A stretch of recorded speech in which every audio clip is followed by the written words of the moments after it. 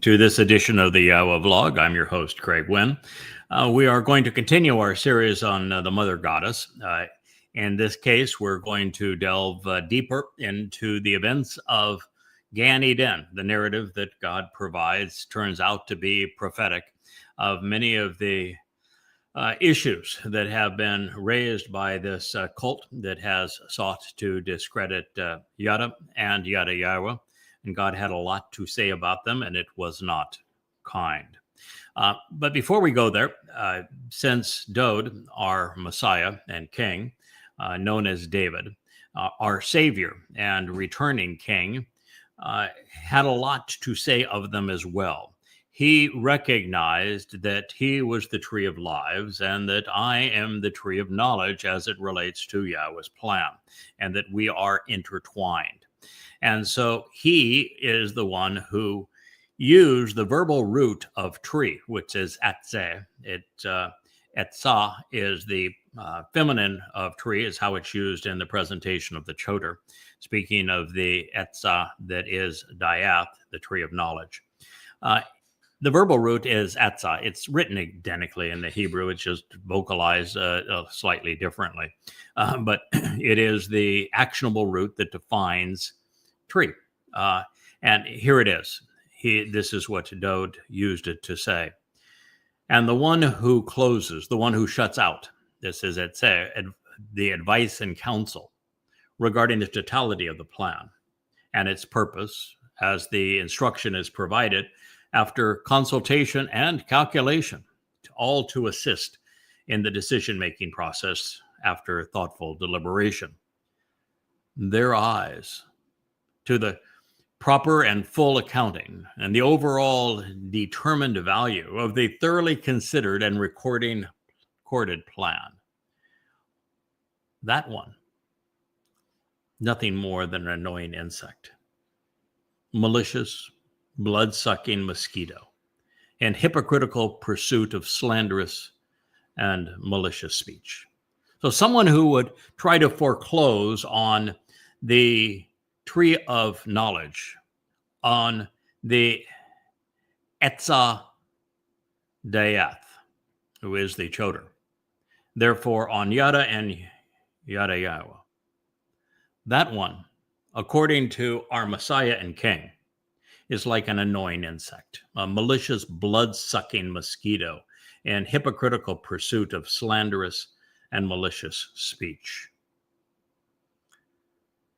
Hallucinating and confusing in a perverse and irrational manner, becoming entirely evil, determined to advance that which is completely wrong, doing so in the end and thereby perishing in their depravity. That comes from Mashal Word Pictures, Proverbs 16:30. You can rest assured, particularly after our venture into the 33rd, 4th, and 5th Psalms, the Mizmor of Dowd, that our Messiah and King is fully appraised of the hideous actions of this mother goddess cult, and he is disgusted, as is God. And it tends to hold them accountable and wants us to present these prophetic insights regarding them to annul everything that they've attempted to do. So God hasn't heretofore, as he has presented the conditions in the garden, missed an opportunity to paint portraits with words. So we should expect nothing less going forward. After introducing the fellows who would serve humanity over the next 6,000 years as the tree of lives and the tree of knowledge, he turned his attention to the man that he conceived to benefit from them. It reads, Yahweh Almighty relationally grasped hold of the man, Adam, and he settled him restfully in the Gan, this sheltered and protective garden of Eden, of great joy and pleasure, total satisfaction, to work it, to labor in her, to serve within it and cultivate it, and to closely observe and carefully consider it, to pay close attention. This is Abad and Shamar. These are the things that Adam did not do. He was not observant, not at all. He did not work. There's no indication he did anything that could be considered valuable, that he made no contribution. He was conceived to be observant and to make a contribution, and he did neither. So it's important that you know how he was introduced. Most people don't know that Adam was specifically conceived and placed in this sheltered garden so that he could make a contribution, so he could abad, so he could work, and so that he could closely examine and carefully consider what was there. This is what God wanted. This is what God expected. This is what God wants from you and me. This is what he expects from you and me, for us to make a contribution and for us to be observant. If you are not these things, you will not be invited back into the garden when he reopens the doors to a larger garden, our planet, on the 7th of October, beginning of Sukkah in 2033. This is from Bereshith, Genesis 2:15. Well, clearly, fathers lakach. They grasp hold of their children so that they can stand up and walk with them. That said, there are 5 hands in Yahweh's name. I don't know if you know that, but there's 2 men standing up, reaching up. Each of them have a pair of hands. And then you have Yahweh's hand with his upper arm coming down, his forearm reaching out with an upper hand being extended to those 2 people standing up, reaching up in his name. So there are 5 hands in Yahweh's name, with the largest of them reaching down and out to the people in his Shem so that he can grab hold of us and lift us up, as fathers are wont to do. It's a verbal picture of God's intent, even in his name. That's why it was a shame to have erased it, as the religious have done.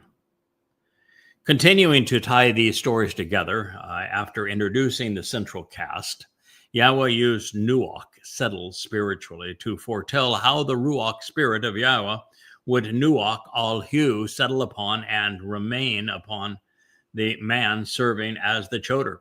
Read Yashaya 11, and you will see that it is the spirit of Yahweh and the 7 spirits that Nuach settle spiritually upon the Choter as the Tree of Lives, just as they're being presented here. Now, the realization that Gan is from Gana and means to shelter, to protect, to cover, and defend reminds us that the intent of Sukkah, shelters, is identical with that which is being presented here, because it is from the verbal root sakak, which is defined identically: shelter, protect, cover, and defend. The name of the garden, of course, we know is Eden, and it means joyous. The letters forming this delightful moniker reveal that the doorway to life can be seen here. A marvelous pictorial presentation of what God was trying to achieve, especially since he asked us to be observant. The doorway to life can be seen here.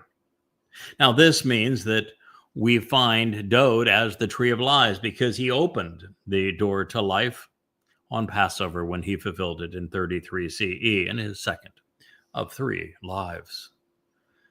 We're reminded that this man was conceived to abad, to work with God, to make a contribution. And that means that we should as well, whenever and wherever we are planted. It is our highest calling in life. Moshe, Dowd, Eliah, and Yada.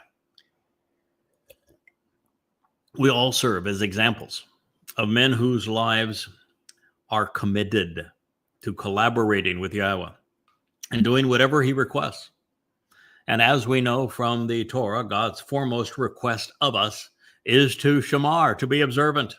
What's the purpose of being observant? You look with your eyes, you see the very testimony of God, you ponder it, you come to conclusions, you come to learn, to know, and to understand. And so you're in a position to have an intelligent conversation with God, to do as God would have us do, to learn from him, to grow. These are the purposes of being observant, closely examining and carefully considering his revelations. When we do these things, we're rewarded, as has been the case with examining these events pursuant to the garden. We will be rewarded for closely examining them, carefully considering them, particularly how the characters in this story relate to one another, and even the trees as central characters in this narrative. Now, right from the onset, as a caring father, Yahweh provided instructions for us to follow such that our lives might be long, productive, and fulfilling. This is the very first thing communicated between God and man. And you'll notice that Yahweh did the talking such that Adam listened. This is the pattern God established for our benefit. And while we remain on the earth, it continues. In other words, stop praying. Start listening. If you're yabbering to God to tell him all the things you want, you are not part of his family. He is not listening to you. It is our responsibility to listen to God and then to respond accordingly. If you don't listen to him and you're talking to him, praying to him, then I can assure you, you are not on the same page with the Almighty. Yahweh, who is God, he provided direction. He instructed. He spoke clearly and unequivocally with authority to benefit and equip the man on an ongoing basis, written in the peeled and perfect third person, masculine singular, concerning the man, saying, from every tree of Gan, of the sheltered garden, you may continually and actually eat. From every tree, you can continually and actually eat. You can genuinely devour and consume consistently and enthusiastically, being fed and nurtured. Call infinitive, call imperfect. Imperfect means ongoing. This was not a one-time event. You can consistently and continually eat from every tree in the garden. So they had the opportunity to take their choice. When Yahweh shared this instruction in the peeled and perfect, he revealed it, what was really just for man's benefit, and saying that it would affect his life in a meaningful and ongoing way, just depending on how he responded to it. This is to say that the Chawah, the direction and instruction, was enabling and sustaining. Moreover, as a friendly reminder, throughout we find Yahweh speaking in a masculine singular voice, which is important. Now, while it's subtle, all actually means that God was over the man, as well as in proximity before him. It is important because God can't become a man. God is not a man. God was present only in the sense that a tiny aspect of his nature was projected into this environment. Further, as we know, Ha-Adam is literally rendered as the man, whereas Adam is simply a transliteration of the Hebrew noun for man. Now, before we press on, you'll notice that Yahweh said that Adam could eat from any tree in the garden, with a call, eat, repeated twice for emphasis. Absolutely and unequivocally eat. This is important because Chawah misrepresented this instruction in her discussion with Satan. And then addressing the tree of knowledge, a call was negated and not repeated, buttressed by the imperfect conjugation to say, you should not make a habit of continually eating from it. This is because, as a consequence, during a day, you will absolutely die, with muth repeated to underscore this consequence. Also, please note, Yahweh's subsequent instruction pertained exclusively to the tree of knowledge. This is because he didn't want its purpose preempted or its fruit consumed before the door to life was opened. However, God continued, from the tree, the Etzah, this productive, upright life with firmly embedded roots and branches, which reach up to absorb the light of the sun, from Etzah, as we know, and Etzah, to provide counsel and advice through diligence and effort on the entirety of the plan, for the purpose of developing a backbone while overcoming challenges to advocate a proper response. Of Dayath, of the knowledge, of awareness, of skillful acquisition of important information through observation, along with the exercise of good judgment, leading to understanding, the ability to make rational connections between appropriate aspects among discernible and discoverable evidence, by being discriminating, perceptive, and judicial. It's a noun that is based upon the verb yada, to know in a relational sense, becoming aware and familiar of tob, of good, proper, productive, and pleasing. Tob is that which is beneficial and prosperous, correct and truthful, favorable, enjoyable, desirable, and agreeable, moral and right, valuable, worthy, even beautiful, generous, pleasant, festive, joyful. All of these things are tob.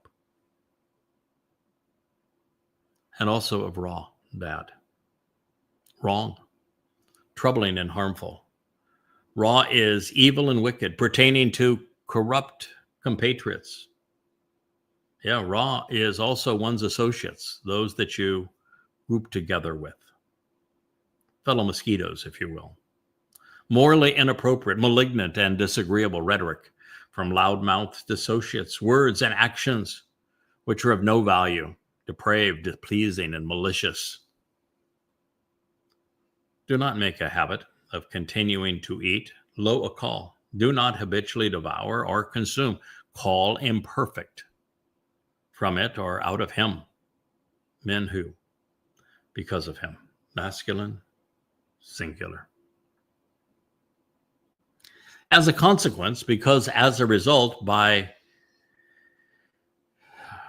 during that day, by defining and describing yourself as having consumed it, here is a call ata men hu, devouring by you will actually and eternally destroy you because of him. It's the call infinitive, where the verb takes the attributes of a noun and the construct form, a literal verbal noun, binding the action to you. You will become what you eat. You will come to personify death, if you do, and you will die, ceasing to exist forevermore. You will perish, removed from the living, eternally destroying your soul. Barashith in the beginning, Genesis 2:17. Since there was no religious, no political, no conspiratorial corruption in the garden, there were no militants, lies, or liars. There was no merit in pursuing an education on what's wrong with these human contrivances. As someone who has written 13 books systematically refuting Christianity, Judaism, and Islam, I know that the process of excoriating these plagues is laborious. It's frustrating. Indeed, it can be miserable and exasperating at times due to the proliferation of logical fallacies and immoral principles. And it is of limited utility. since there are far too few who capitalize on the monumental undertaking and many who viciously condemn the result. And yet, Yahweh recognizes that today, Babel, Twistianity, and goddamn religion, there's 13 books under the YadaYahowah series, free at YadaYah.com, are actually required reading, because the clutter must be cleared away for the truth to be seen. What was deadly then is now essential. YadaYahowah and the Yahweh vlog have quite literally become the tree of knowledge, without which there is no way back to Dowd and the tree of lives. And this is why we're told that prematurely devouring it would be destructive, leading to continual and unrelenting death. My good friend Rich, the king of the cables, has recognized I got a little scratchy throat, and he brought me even more green tea. Wasn't that kind of it? Because of the scene that he had displayed here. You saw him walk around the studio. Now you know for certain that this camera that is panning the great outdoors, that this camera, if I see, I just touched it with my hand. That's at the end of my desk. That is the view that we have now over my left shoulder. I'm looking at exactly that same view with that light ball that's floating around in the swimming pool and the ocean in the background. It is a lovely setting that we get to broadcast these programs. It's like being in our own Garden of Eden. I'll pay more attention next time. Pardon? I'll pay more attention next time before I walk in front of Yeah, I bet you didn't know that you were doing so. But it was very kind. I'm just pointing out that it was considerate of you and kind of you to recognize that I did have a scratchy throat, and that it's good that I have more green tea to resolve that. So here we are. We've been told by Yahweh they can eat anything they want, free will and all. But with this one tree, it happens to be the tree of knowledge. God says nothing about the other tree, the tree of lives, premature.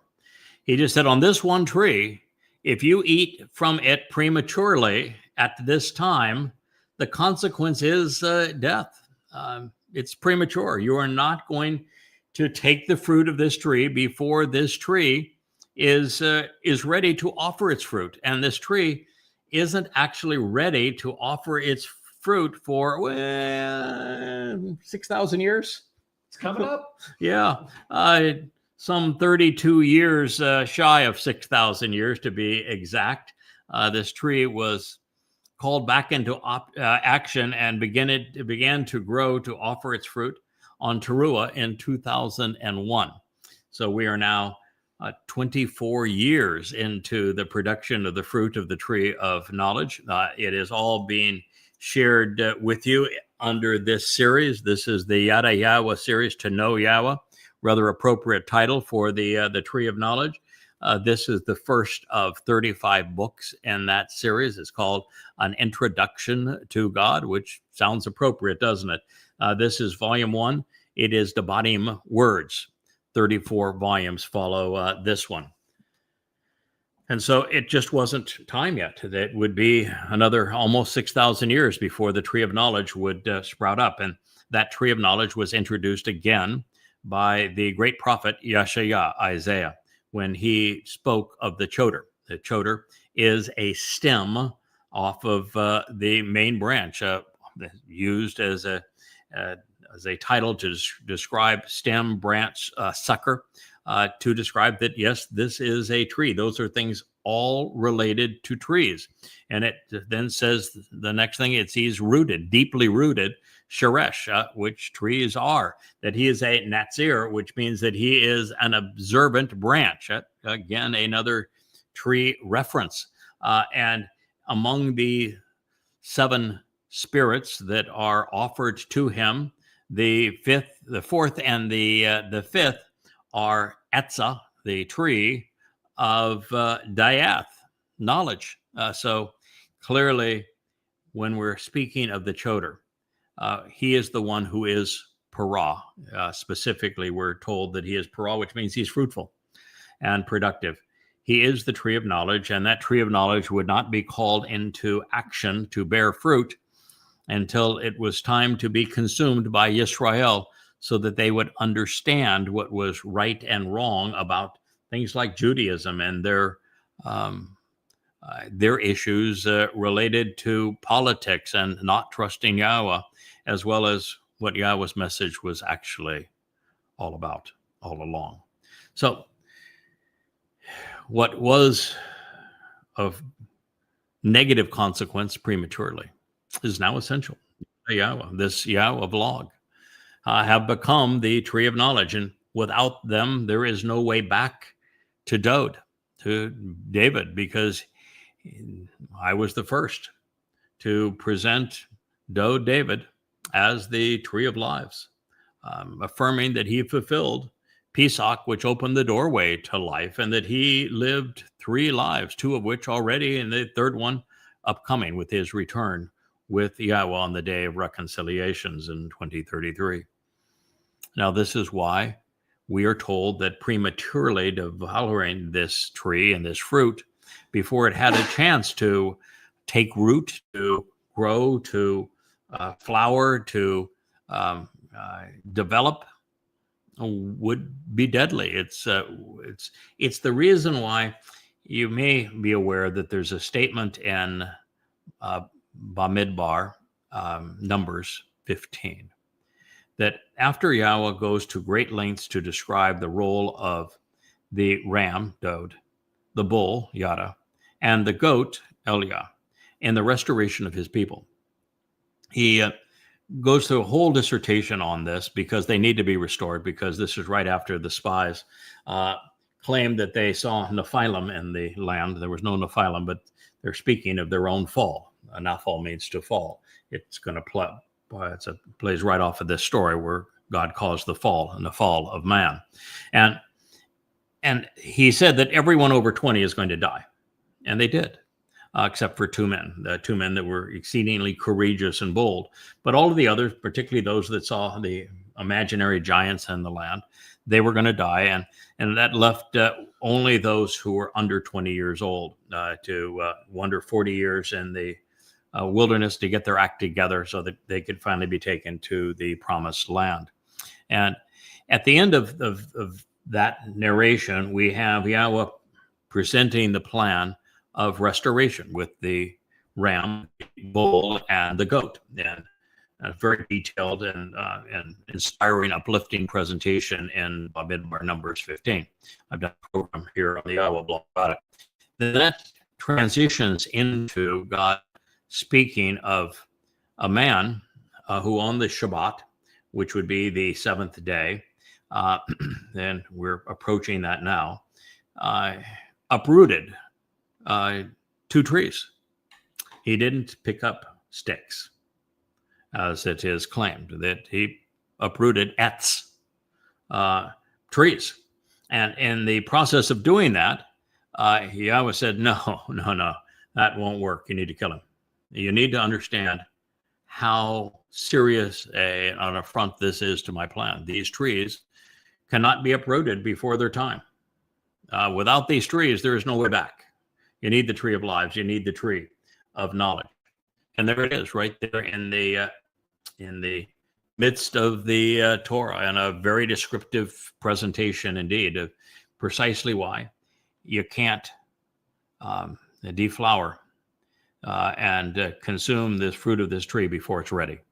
It's counterproductive, and without it having the chance to grow and develop and produce its fruit, to be productive this way, be fruitful in this way, the Choter would be inspired by the 7 spirits of Yahweh as that tree, then there is no way back to Dowd, because no one knows what Dowd accomplished, opening the door to life.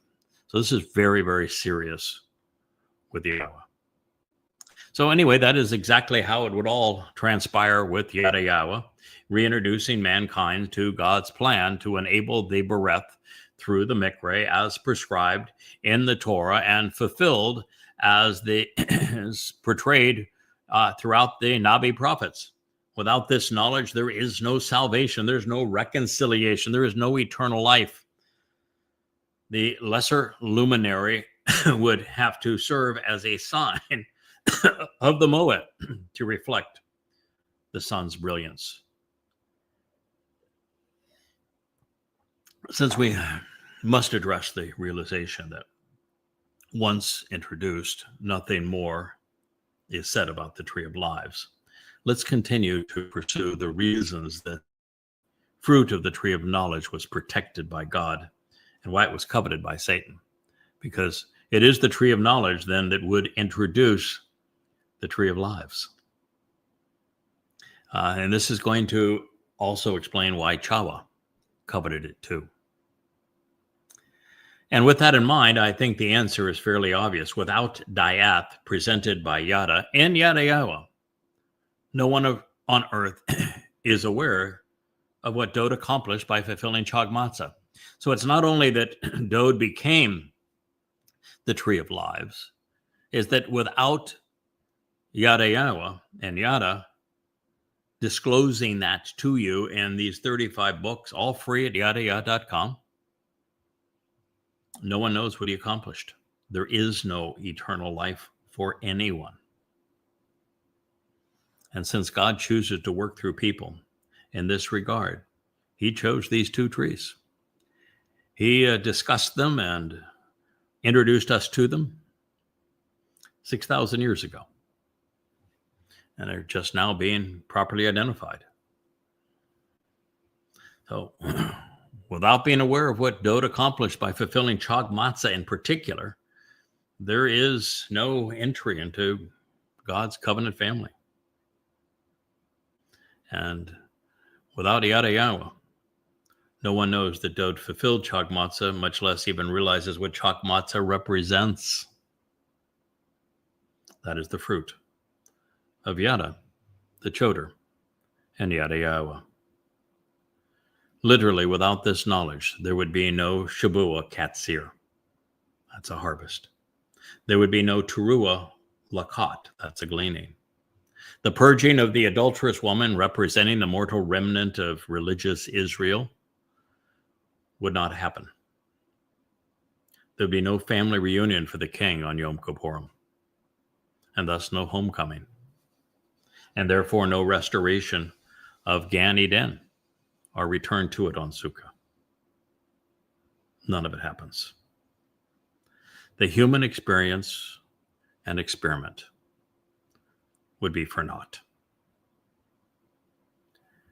As such, EtzDayath and its Choter, the stem off the main branch, who would become the living embodiment of the Tree of Knowledge, well, he was worth protecting by Yahweh to give him time to learn and to bear fruit. And this explains why Satan and Chawah covered it, why they wanted to control it, why they chose to devour it, thereby eliminating its productiveness. This story is about painting a picture of the parameters and environment Yahweh favors to enjoy the kind of relationship he envisions with mankind. This is something God wants us humans, because a select few of us are being afforded the opportunity to return to this Gan Eden. And for this to occur, the Tree of Knowledge must be restored and explored. It must bear this fruit. Also, this narrative explains how, why, when, and where man's relationship with God was destroyed. This is something which must be understood, of course, if it is to be restored. You have to know where you went wrong to get it right. For this to transpire, the lessons that very few have considered must be presented such that they are understood, and that the instruction then becomes actionable, tangible, rational. This is the reason YadaYahowah was written, making it evident that it has become the Tree of Knowledge. Please pay attention. And if I may, this volume, the most recently published, speaks of all that's going to occur over the next 8 years, so that you're in a position to capitalize upon the Shavuot harvest, so that you're there as someone acknowledging and contributing to the teruah gleaning, so that you're celebrating the sacrifice of the Adamah Parah on the 24th of September of 2033, year 6000 Yah, and are among those cheering the return of Dowd as the Messiah and King, our Savior, with YAHOWAH on Kippurim, this homecoming and family reunion, so that we can take responsibility for the mortal remnant of Yisrael that is allowed to re-enter the Garden of Eden, and we can instruct them based upon the tree of knowledge.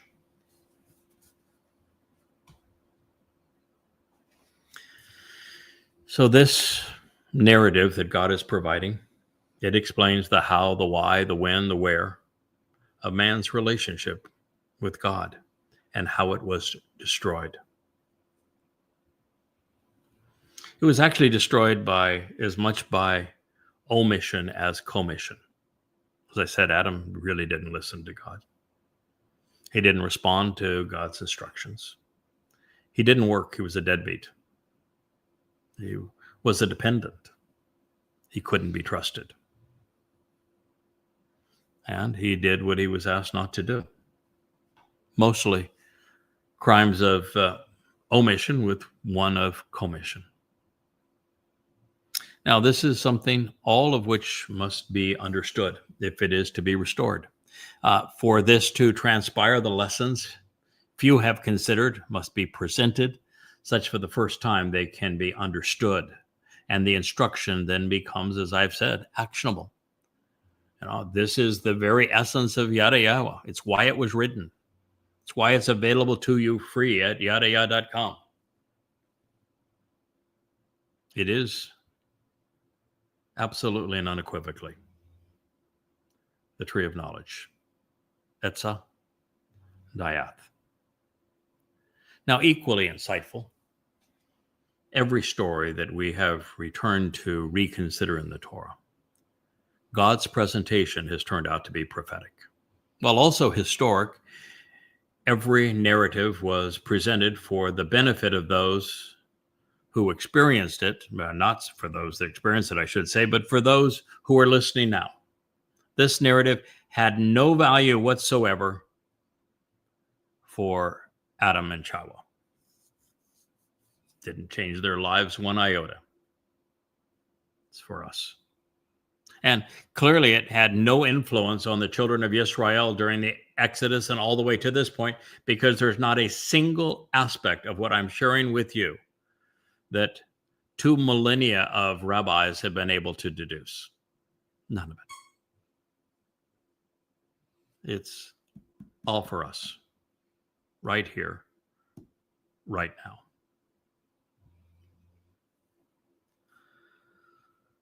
So while historic, we are the beneficiaries. We are learning from it now as never before. So realizing this, Yahweh was able to convey the events in the garden in a manner that would resonate with us, would guide us at this time. And doing so when the situation is now dire and the lesson is essential. And without it, the whole human experiment is for naught.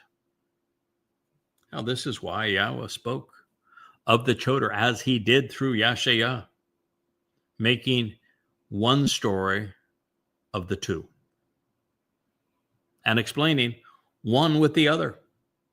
The Choter is the tree of lives. That's why the Choter, the very sap that comes up through those roots that to nourish the tree, and the light of the sun representing Dowd, that cause it to grow and to produce its fruit, is all enabled by the 7 spirits of Yahowah. The narrative on the Choter was Yada's coming out party. It was the moment I went from anonymous to named character in God's story. Returning back to Eden, I now have a full understanding of why that is. I will accept my responsibility. I will be as productive and fruitful as is possible. I will stand the storm. I will be like that marvelous tree that you'll see in the broader shot that stands over my left shoulder, the one that has weathered the storms and stood beside the sea for all to see. Well, in this narrative on a man and a woman, of God and the adversary of two trees, knowledge becomes the star of this show. It leads to life. And it is only when we come to appreciate the interactions between these individuals and ascertain their intent and their contributions that we find purpose in our lives.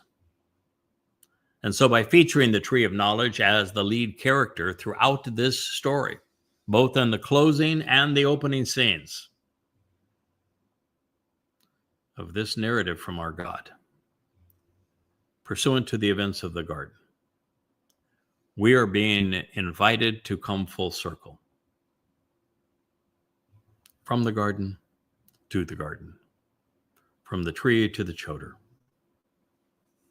It is from its roots, buried long ago, that a Choter sucker would emerge, bearing fruit again, this time in YadaYahowah, to reacquaint the world with Dowd as the tree of lives, and to remind everyone who wants to have a relationship with God what God is seeking from them,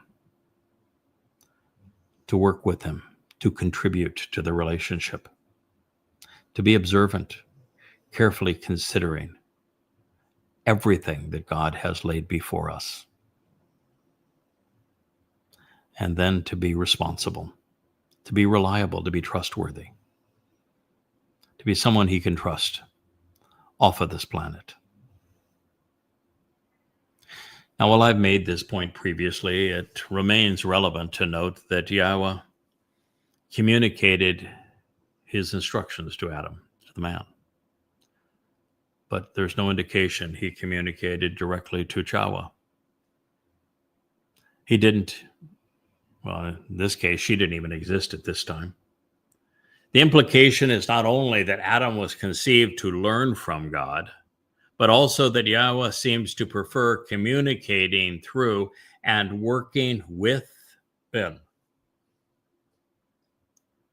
It would be the man's responsibility to share Yahweh's instructions with women.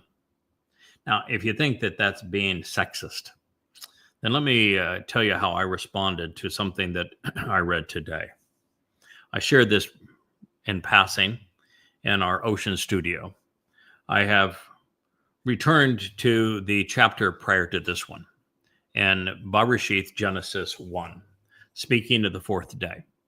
And on the fourth day, Yahweh introduces two men who he calls luminaries. Their job is to be enlightening, to share illumination with the world. And while he calls both of these men, who are signs of the Moed, and Moedim actually, the restoring witnesses to the eternal testimony, and therefore signs, which would be something that would be written, a sign of the Moedim. I've written 3 volumes just on the 7 Moedim. And that these are the 2 men who would actually fulfill them. Dowd, Pesach, Matz, and Bekudim, Yada, Shabuah, Teruah, working together on Kippurim and intertwined is the tree of lives and knowledge on Sukkah. We are the 2 men that fulfill the Moedim, just as Yahweh said of them. And while Yahweh said that both men, from his perspective, were great, esteemed, valuable, empowering, enriching, that one was not only greater than the other, the one who was the Gadol, the most Gadol, he was king. He's sovereign. He runs the government. He's in charge. He's authorized. And the other is subservient to him, reports to him, works for him. Just as the moon reflects the sun's light. Now, you could say, all right, I have written more than all the prophets combined, probably 10 times what Dowd has written. Well, shouldn't I get a better position than under the king? Heck, no. I'm thrilled. Okay, I'm making a sacrifice of my body. Shouldn't that, make us more like equals? No. Good God. I was thrilled being anonymous. And so when I read this, and I'm reading this and it's saying, oh, wow, the greater luminary, he's the sovereign. He's king. And the lesser luminary works under him, for him, serving him. Oh my goodness, my heart soared. And that should be everyone's reaction. God is giving more responsibility here to men. He's not giving any more benefits to men. We're to work together. But the one that has the responsibility has the less beneficial part of the deal. If I make a mistake going forward, I guess, hey, no, I'm reporting to you. I'm your responsibility. You're challenged now to fix. I'll do my best, but you're in charge. Something blows up. Dowd, what do you want to do? It's your call, man. I'll do what you want, but your call. That is the best news of all. So if you are a woman saying, wait a minute, God says he prefers to work with men, which he said, and he prefers to instruct men, and then it's our responsibility to work with the women in our lives and instruct them and support them and teach them and be responsible for helping them, then that should make your heart soar. You get the benefits without the responsibility. It doesn't mean you don't have to work. God was really clear. The women are going to work. He wanted Chawah to work. He wanted Chawah to help, to be a benefit, to make a contribution. You need to do that, but you don't bear the responsibility. It's why I went personally so, I was so uncomfortable with YAHOWAH's switch from me being anonymous as Yada. For the first 10 years, we did this together, to reading about the Choter and saying, oh my God, there's no one else in human history that this can speak of other than me. And this means I'm not anonymous. That means that I'm a named player in your story, and an important one. And that's not good, God. That means that now I go from having opportunity to responsibility, to accountability. It's just so much more pressure. And so I would caution anyone that says this is not fair, I don't like God's response here, to think it through. I celebrated knowing that I was subservient to Dowd, and that he can rest assured, as most kings cannot, that those, at least this guy beneath him, and I'm certain it's true for every covenant member, we don't want his job. We're very happy to serve him. We're delighted that he has that responsibility. And everyone should look at it that way. So I would encourage you to view it that way. And listen, there is, and God makes this quite clear in his synopsis of the situation, that women are more emotional. Emotion is good. Caring, loving, supporting. Emotions are really valuable. Men are more cerebral, and he makes that point too. They're more thoughtful. Now, that doesn't mean that it's ubiquitous. In fact, today it's almost indistinguishable. That's the way we were designed when we were operating as we should. Men were more rational, women were more emotional. That way together we experience synergism, and we're far more than we would be independently. And that's God's view of things. Now, when it comes to work, when it comes to being observant, the first two things that God asked for here, being rational is more effective than being emotional. When it comes to raising children and doing the nurturing part of that relationship and being supportive and engaging in this relationship, being loving and emotional is actually more appropriate and more beneficial. So we were designed to be not only compatible, but mutually beneficial to one another this way. Now, this is not a Christian lording over thing. This is not an Islamic you own them thing. This is different attributes and different responsibilities.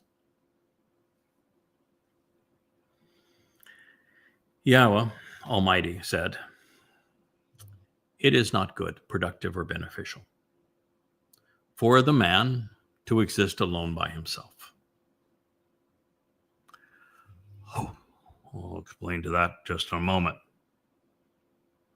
"I will engage and continually act on his behalf, producing for him a helper and a supporter, an easer, one who assists and serves, one who is a positive influence, who rescues, aids, renews, provides benefits with the strength and power to accomplish all of these tasks, like, similar to, and in the manner, even according to, his corresponding counterpart, Negetu, describing that which is straightforward, right for him, open to him, close in his proximity. Barishith 2:18.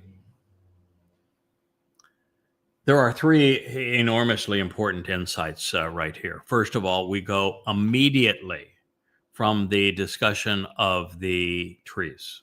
Immediately from the discussion of the trees. So that these instructions were given. To the next line is that it's not good for a man to be alone. Breaks my heart. It really breaks my heart. What this means is that after Yahweh communicated those instructions to Adam, he immediately recognized that Adam wasn't listening. He realized that Adam was not willing to work. He realized that Adam was not paying any attention. He was not observant. And so for God to say it's not good for man to be alone, what does that mean? What does it mean? Because I'm going to share something with you that I don't think anyone's said before.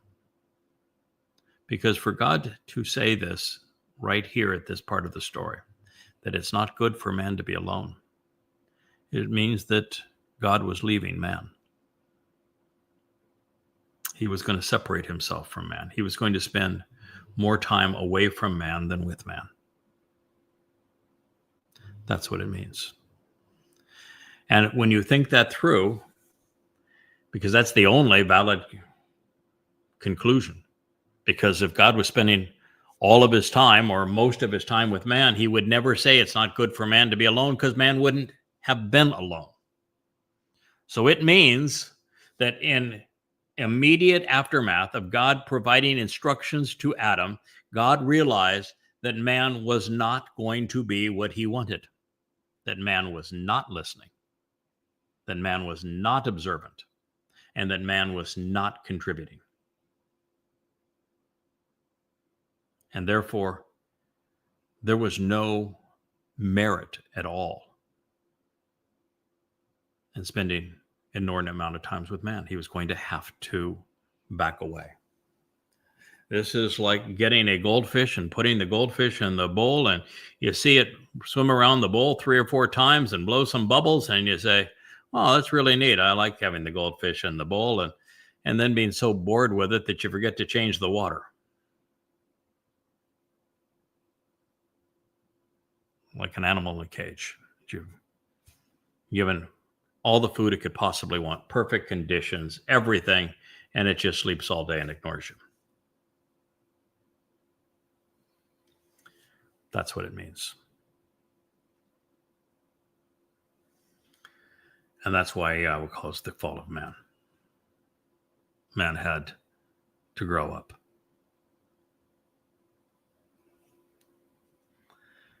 The other things that are interesting is that when God chose to engage, he wasn't just letting that goldfish in the bowl swim on its own and die. Nope. He was going to give that goldfish, the man, the opportunity through many lives to become observant, to engage and make a contribution, to work. You know how many hours it takes? Well, I'll tell you, 100,000 to write 35 books, 25,000 pages of amplified translations and commentary. I'm going to give him a chance to engage, to make a contribution, to do something worthwhile, to show that he is reliable and dependable. And so God says, I'm going to give man a helper, someone to be with that's really far more ideal for him. The separation between God and man at that point was just too enormous. God would not have a man with whom he could openly communicate, dearly love, accomplish great things with until Dowd. 3,000 years later. And since that time, I don't think there's been anyone since. The closest has been the growing of this tree of knowledge, but in that sense, God cheated. Cheated, I mean, in a very loving sort of way. He applied his 7 spirits to make certain that it would happen.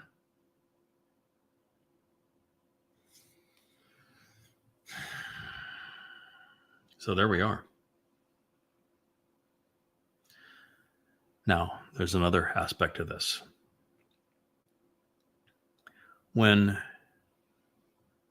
Yahweh says that he created woman as a supporter and helper of man, what this says is that since he explained what he wanted to achieve with Adam, he wanted Adam to be observant, and he wanted Adam to make a contribution to work with him. And he gave Adam instructions that he wanted him to process and respond appropriately to. That was not the purpose of the woman, was it? None of these things are directed at God. The woman's purpose was to support the man, to engage in a relationship with the man, for the man and the woman to be together. So you can say from this that man was created to engage in a relationship with God and flunked it, by the way, that opportunity. And that woman was created to engage in a productive relationship with man. She also flunked that responsibility. But they're very different. Very, very different. Also, the MotherGoddessCult wanted to make a statement where they took Yahweh's words out of context and they truncated them to create the myth that because God created man in his image, and that he created a memorable man and a woman to bore, that therefore that must also apply to in his image, even though it was his image, and even though image, Teslem, is masculine, that must make God a hermaphrodite, mother and father. This makes it very clear.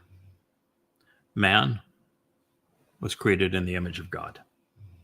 Woman was created in the image of man. She is man's counterpart. She is man's neged. She corresponds to man. All right? Those are some profound insights. I can assure you, and this analysis of Bereshith Genesis 2:18, that what you have just heard, some 20 profoundly important insights. No one has considered these things previously. And they're all valuable in coming to understand what God is seeking from us. Because when you understand this, as men and women, we know what we're supposed to do if we want to earn favor with God again. And we need to earn it. We need to show that we can be reliable, that we will listen, that we will be observant, that we will engage in a productive way. I can assure you it's not about belief. So this is just a continuation of essential lessons, because it means that Yahweh created Adam to enjoy a relationship with him, while he created the woman to be in a relationship with the man. Adam was to work with God, while Chawah was to work alongside Adam. Quite literally, woman was conceived by God to help and support man. And it was in man's image that woman was created, not God's. The creation of woman was so basic to man's needs, the resulting version, while wonderful, didn't turn out to be the first choice. So before creating the woman, knowing that man couldn't be alone, he had designed him for companionship, he was just inadequate. So then Yahweh Almighty, he fashioned and formed out of the earth every living animal of the expansive environment, in addition to every bird of the sky, which he then brought to the man in order to see what he would call them and how he would greet and how he would welcome them. Ma kara lahu.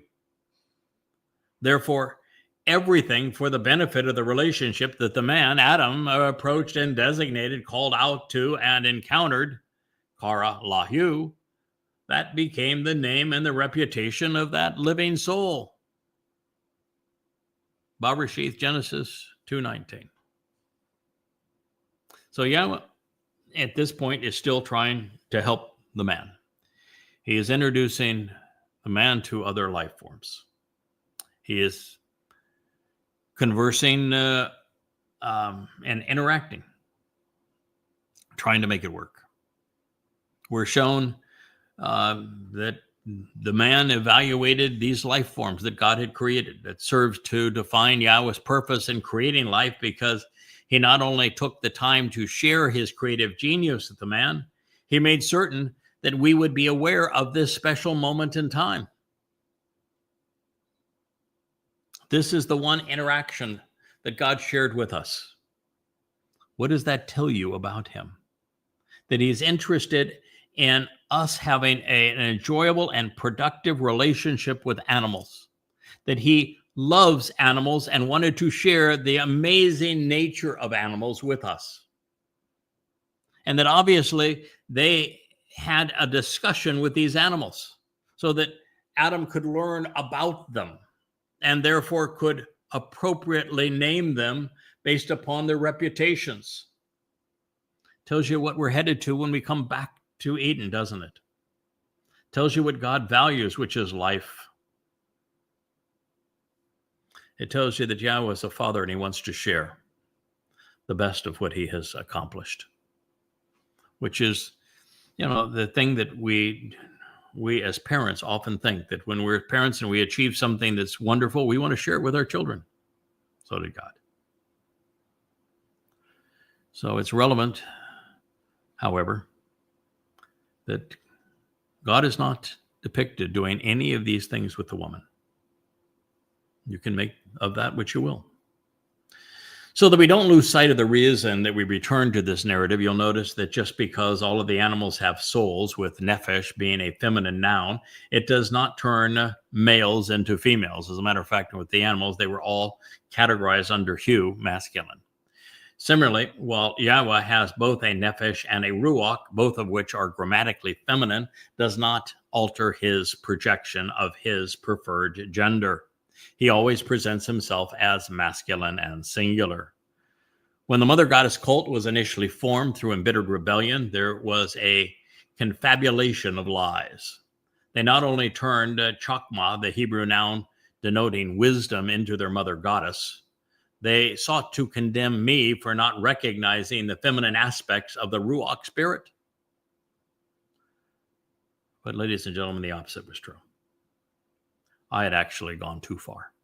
I had made way too much of the distinction between the feminine and masculine nouns, especially with Ruach, which is where they came up with their methodology and mythology in the first place. They accused me of not recognizing the voice of Spirit Mom, when in fact I had gone too far. And I had projected far too much on the Ruach being feminine. They lied. And while I went nowhere near the absurdity that Yahweh has a hermaphrodite nature with two personas, two creators, one a father, the other the mother, or that the maternal manifestation of God's nature had a voice, and that we should try to seek what she said and speak for her, I am guilty of over-extrapolating, which has led to what we humorously call a mama-ectomy of the text. Now, just as this experience with the animals was conceived by Yahweh as a learning experience for Adam, such is the nature of the Torah and the Nabiim for us. For example, I have often considered God's narrative regarding these trees in the garden and of Chawah's response, denoting an entire family hour and the Yahowah blog just a couple of months ago to the very nature of Chawah in the garden and her relationship to Adam. And I have analyzed every nuance of Yahweh's instructions of the Choter through Yashayah on a score of occasions, 20 times. And while I recognize that Dayath, representing the sixth of the seven spiritual attributes given to the Choter, was the name of the tree of knowledge, I did not notice that the fourth gift of the Ruach to the Choter, Etzah, was to adroitly identify him with the Etz, the tree in the garden. At issue here is perhaps the most important lesson of all. The more Shamar observant we become, the more we Yada know. The more we Yada, the more we come to Banah, understand. Through Chokmah, thinking intelligently. Eventually, after decades of study, we can Parah, produce the fruit that is offered by the EtzDayath, the tree of knowledge. This is the purpose of the Choter, making his Nesh sign YadaYahowah. Now, this is to say, Yahweh has given us what we need to process, to know and understand. But process requires a lifetime of work. It's not a data dump. We are not given Chokmah, but instead afforded the means to it. This is how it will be forevermore. We need to work at it so that our study makes a contribution to our shared knowledge. And that is what makes eternity interesting. It's what makes life productive. What makes the relationship enjoyable for Yahweh. And that means we must constantly refine our conclusions based upon the evidence. The more we learn, we must correct our mistakes once we're appraised of more information, greater understanding, and then build upon that, such that it's verifiable and true. It is how we grow. And without growth, we are, and God also, cannot be infinite. We can't even be interesting. This process has to exist for us and for God. So returning to my misappropriation, whereby I pushed the envelope of Hebrew grammar too far, which means the mother goddesses flat out lied. Regarding Ruach, my projection of femininity appeared necessary to explain something that Dowd later resolved. I learned more. I learned something no one had ever seen in all of human existence. In this case, I learned from our king. At issue was the mechanism behind the matzah and my confusion over why we were asked to approach the Isha, which is the feminine rendering of fire during the Mikre. And since there was a prophetic reference elsewhere to the Ruach pertaining to an illuminating apparel in Yashayah, I thought, well, perhaps that's how God resolved the issue of our guilt, covering us with it, projecting this onto the symbolism of the fire. However, matzah is not about the addition of something, but instead the removal of the contaminating fungus of yeast, representing religious and political guilt. It's not covered over with light. It's taken into the ultimate darkness. So the moment I came to realize that Dowd's Bashar body fulfilled Pesach, opening the door to life, making him the tree of lives, and that his nephesh soul, feminine, carried our guilt away, depositing it in the darkness of Sheol on matzah, never to be seen again, my conjecture regarding the Spirit's garment of light became unnecessary clutter. Similarly, I came to realize that I had been wrong regarding the Ruach departing from Dowd during his fulfillment of the Mikra. That's what I read into. My God, why have you forsaken me? But it's Yahweh separating from his son, not the Spirit. Yahweh told us explicitly when the Ruach came upon his son, Dowd, that it would never leave, would never separate from him, ever. And this means that the Ruach protected Dowd's nephesh in Sheol and facilitated his release. Now, this realization leads to another. Since the Spirit entered Sheol, the place of separation from God, the Ruach cannot be Yahweh, but instead is a manifestation of his influence, a projection of his power, of his protection. The Spirit of Yahweh is the most powerful and capable tool in the universe. Yahweh sent his Ruach, the Spirit of Yahweh, to reside within the Choter. That does not make the Choter Yahweh.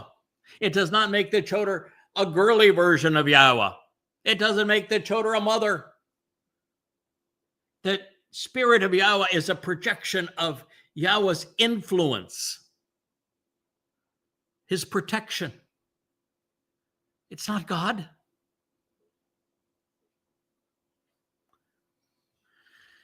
The Spirit of Yahweh is the most powerful and capable tool in the universe. Now, as for the Isha, fire, there was a far better interpretation, providing a lesson for us all. Fire transforms dead and dying organic material and transforming it into light and radiant energy. I've shared this on so many of our programs. It is symbolic of the superior vessel that Yahweh intends for our souls so that we can discard the limiting and decaying nature of our physical bodies.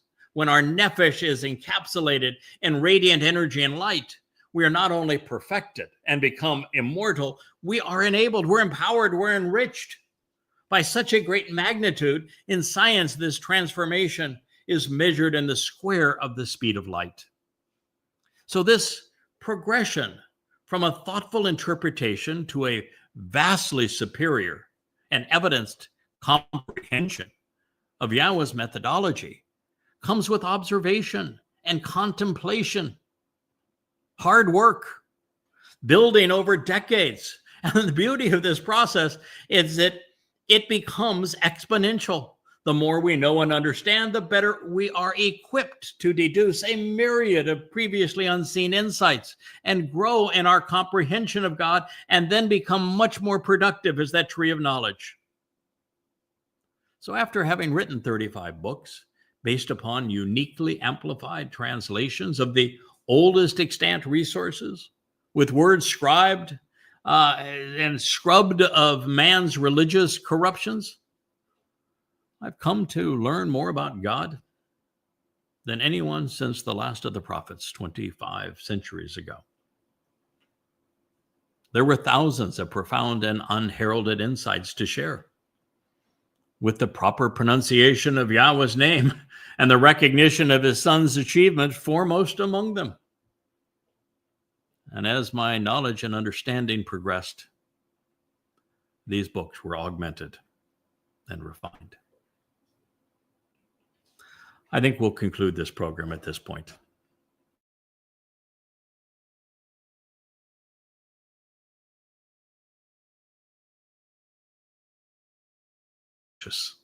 Thank you for listening.